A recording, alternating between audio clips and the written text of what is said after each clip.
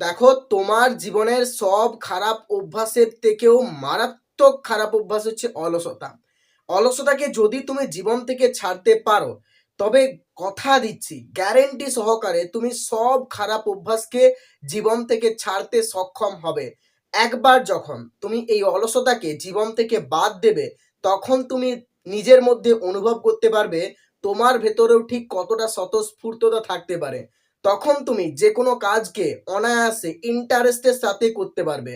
অলসতার মধ্যে যখন তুমি থাকবে, তখন তুমি কাজ করবে তো ঠিকই, সেই কাজে আনন্দ পাবে না, স্বতঃস্ফূর্ততা পাবে না, মনে হবে যেন কেউ তোমাকে জোর করে সেই কাজটা করাচ্ছে। যখন তুমি অলসতায় ডুবে থাকবে, তখন সর্বক্ষণ তোমার মনে হবে বিছানায় পড়ে থাকি, বিছানায় পড়ে থাকি, শুয়ে থাকি। আর একটা মানুষ যখন বেশিরভাগ সময়টা অলসতায় কাটিয়ে দেয়, একটা সময় পরে গিয়ে তাকে কষ্ট সহ্য করতে হয়। মনে রাখবে, অলস হয়ে জীবনে যদি জীবনটা কাটাও, তবে তুমি কখনোই সফল হতে পারবে না। আর একটা সময়ে গিয়ে চরম দারিদ্রতাকে মুখোমুখি করতে হবে।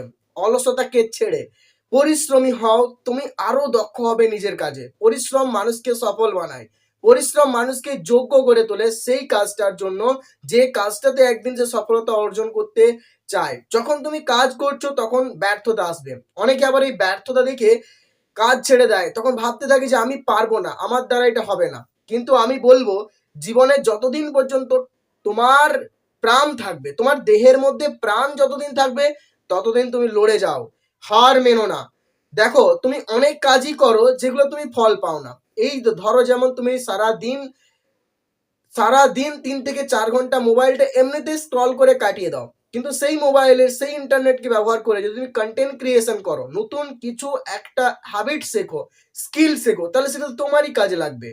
মনে রাখবে, তুমি যে কাজটা করছো, যে কাজটা করাতে তোমার প্যাশন আছে, ধরো তুমি ভালো ছবি আঁকতে পারো, তুমি ভালো কথা বলতে পারো, তুমি ভালো গান গাইতে পারো, তুমি ভালো কোনো বাদ্যযন্ত্র বাজাতে পারো, তো সেই কাজগুলো তোমাকে করতে হবে। সেই কাজে তুমি ফেল হলেও তোমাকে সেই কাজগুলো করতে হবে। মনে রাখবে, যে কাজগুলো তুমি করতে ভালো লাগো, যে কাজগুলো করলে তোমার মনের মধ্যে একটা স্যাটিসফ্যাকশন কাজ করে, সেই কাজগুলো যদি তুমি করো না, প্রথম দিকে ব্যর্থ হলেও কিন্তু একটা সময় গিয়ে তুমি সফল হবে সেই কাজে। মনে রাখবে, মানুষের যখন কোনো কাজের প্রতি ইন্টারেস্ট থাকে, সেই কাজ মানুষকে একদিন সব থেকে বড় করে তোলে, যদি সেই কাজে নিজের সব থেকে বেশি মূল্যবান সময়টাকে দিতে পারে। কিন্তু আমাদের আজ দুর্ভাগ্য কি জানো তো, আমাদের আজ কোনো একটা কাজে ইন্টারেস্ট থাকা সত্ত্বেও সেই কাজটা যখন আমরা করছি, প্রথম দিকে ব্যর্থতা পেয়ে আমরা সেই কাজটাকে ছেড়ে দিই। আমরা বলতে থাকি যে আমি পারবো না, কিন্তু বিশ্বাস করো, তুমিই পারবে।